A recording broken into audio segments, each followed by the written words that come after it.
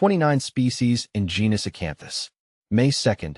Acanthus, the architectural plant, represents May 2nd. Acanthus signifies elegance and perseverance. You carry yourself with grace even during challenges. Like the stately foliage of this plant, your presence adds structure and sophistication to your environment. Acanthus, my prickly passion. The acanthus. It's a plant that commands attention. Bold, architectural, and with a touch of the untamed, it's a genus that has captivated me for years.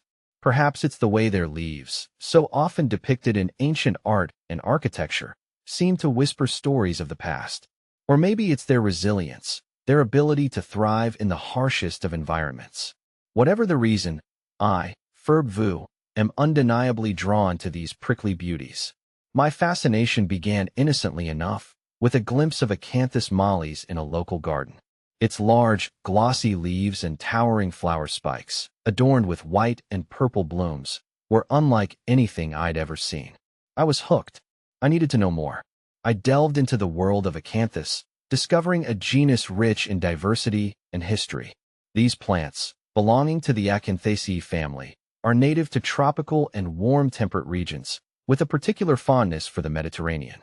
They've been cultivated for centuries, prized for their ornamental value and even their medicinal properties. Acanthus through the ages.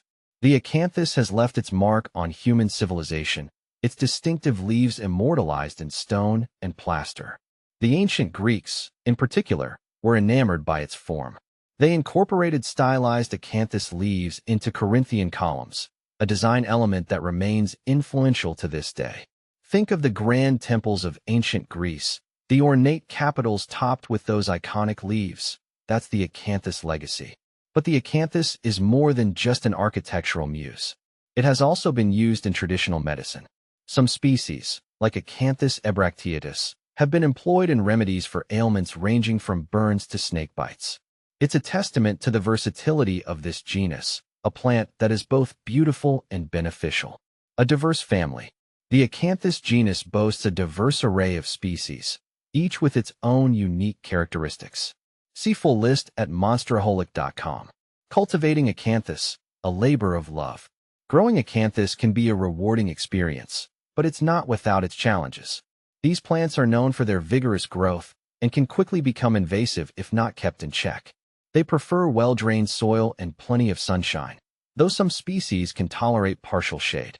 One of the most important things to remember when cultivating acanthus is to provide ample space. These plants need room to spread their roots and reach their full potential. They also benefit from regular watering, especially during dry periods. Despite their prickly exterior, acanthus plants are relatively low maintenance.